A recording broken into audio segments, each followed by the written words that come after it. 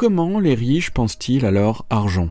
Lorsqu'il s'agit de l'argent, il y a une approche que les riches adoptent, et cette approche est une des clés qui leur permet de maintenir et d'accroître leur fortune tout en profitant des plaisirs de la vie.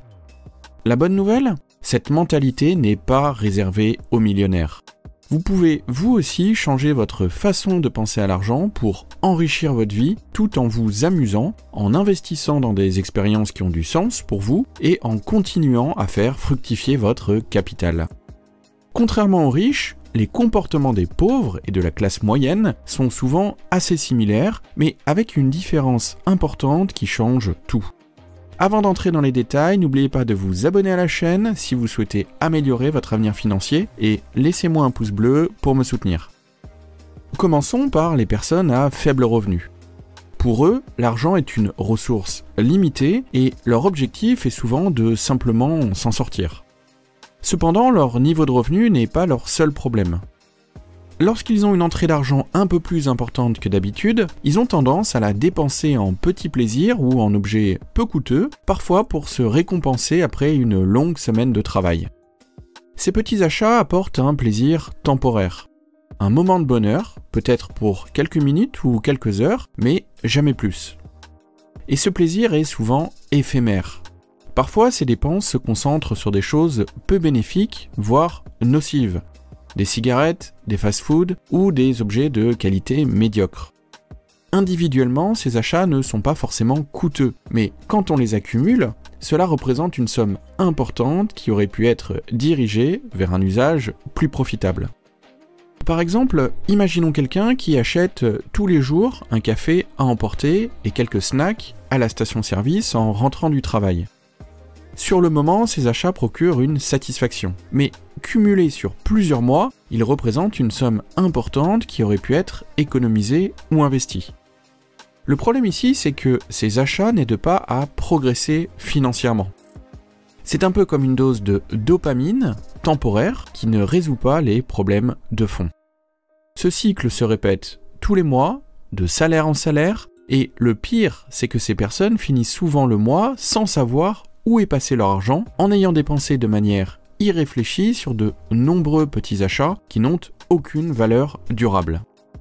Et ce comportement bloque les personnes pauvres dans un cercle vicieux qui les empêche d'atteindre une stabilité financière à long terme. Comme on peut le voir sur ce graphique, une large partie des revenus des personnes ayant peu d'argent est destinée à des dépenses de consommation de base: logement, transport et habitation. Cela limite leur capacité d'épargne et les empêche souvent de sortir du cycle des dépenses immédiates et de la pauvreté. Passons maintenant à la classe moyenne. Comparée aux personnes à faible revenu, la classe moyenne a généralement plus de marge de manœuvre financièrement parlant.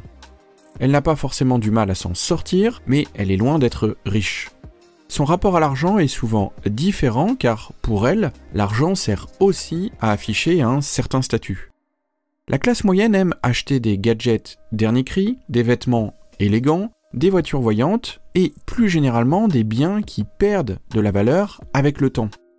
Prenons un exemple simple. Vous avez de nombreuses personnes qui changent de smartphone tous les ans pour suivre les dernières tendances, ou bien qui financent une voiture luxueuse à crédit pour impressionner leurs amis. Ces achats procurent un bonheur temporaire, mais freinent à long terme leurs objectifs financiers. La classe moyenne, à ce stade, se retrouve souvent dans un cycle où elle cherche constamment la prochaine nouveauté à acheter pour se faire plaisir et faire comme les autres. Ces dépenses peuvent devenir un problème car, là aussi, elles freinent les objectifs financiers à long terme. Et une autre caractéristique qui peut aggraver la situation, c'est que la classe moyenne finance souvent ses achats par le crédit à la consommation, s'enlisant dans des dettes qu'elle ne peut pas vraiment se permettre. Les prêts pour la voiture, le téléphone portable, les vacances, etc.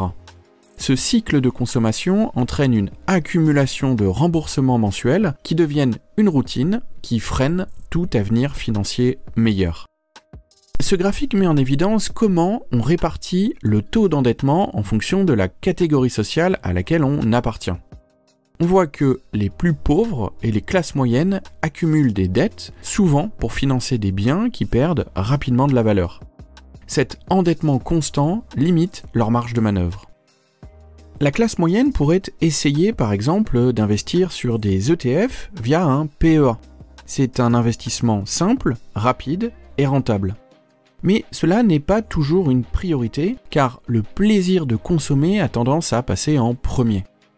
En conséquence, la classe moyenne est prise dans ce cycle de travail et de dépenses qui ne s'arrête jamais, où chaque salaire est destiné à payer les factures au lieu de financer des projets qui pourraient garantir une sécurité financière à long terme.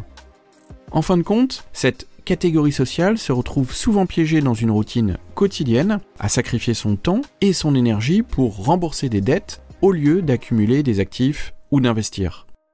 Ce mode de vie ne laisse aucune place pour atteindre une aisance financière, et encore moins une liberté financière. Enfin, parlons de ceux qui ont compris comment faire en sorte que l'argent travaille pour eux, les riches. Contrairement à ce que certains pourraient croire, leur réussite ne dépend pas uniquement de la chance. Les riches ont un rapport différent avec l'argent. Ils ne le voient pas seulement comme un moyen de consommer, mais aussi comme un outil pour générer plus d'argent. Leur objectif n'est pas nécessairement de devenir ultra riche, il s'agit plutôt de créer un flux de revenus passifs qui leur permet de faire du travail une option plutôt qu'une nécessité.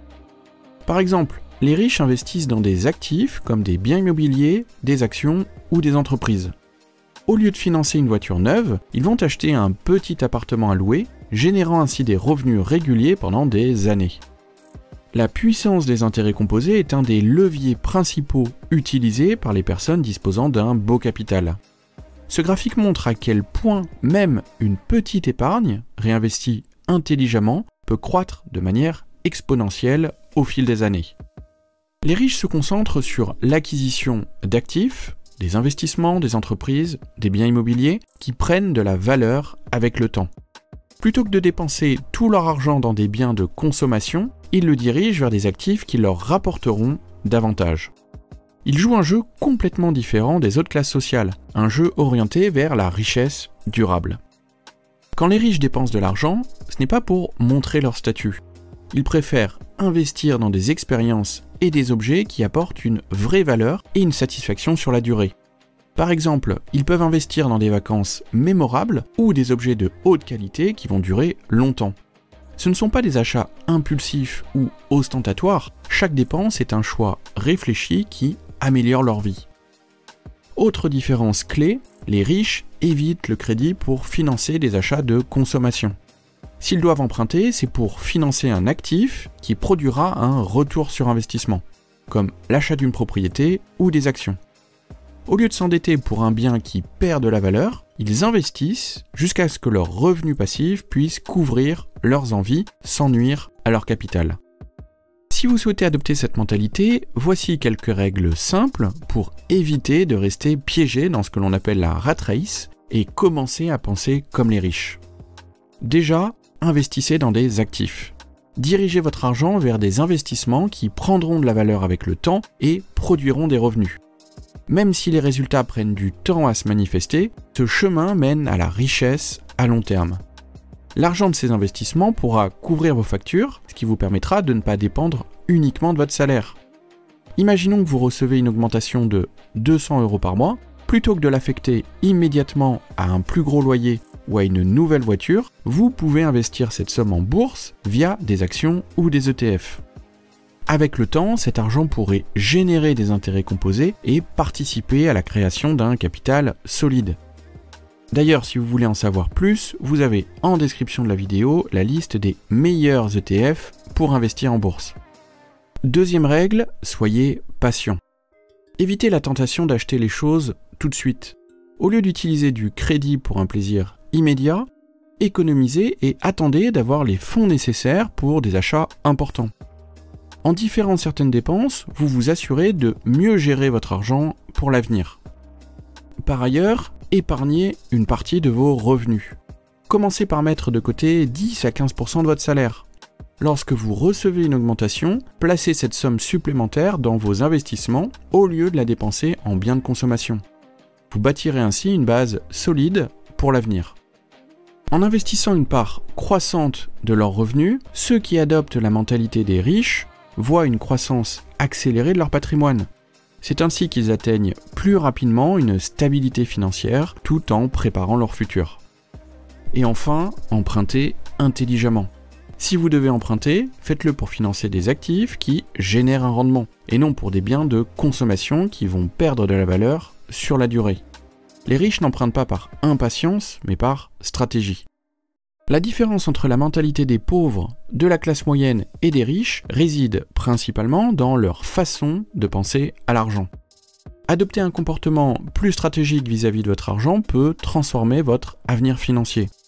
En comprenant ce qui bloque la classe moyenne et en évitant les erreurs de dépenses inutiles, vous pouvez vous concentrer sur ce qui compte vraiment pour atteindre votre liberté financière. Sortir de la routine de la classe moyenne et penser comme les riches vous permet de profiter du meilleur des deux mondes. Des revenus pour soutenir votre style de vie et des investissements pour garantir un avenir prospère. En somme, adoptez la mentalité des riches et voyez chaque euro comme un employé potentiel qui travaille pour vous. Car devenir riche n'est pas seulement une question de revenus, mais c'est surtout une question de mentalité. C'est la fin de la vidéo. Si elle vous a plu, n'hésitez pas à mettre un pouce bleu et à vous abonner à la chaîne. Je vous souhaite à tous plein de réussite dans vos investissements. À bientôt, ciao.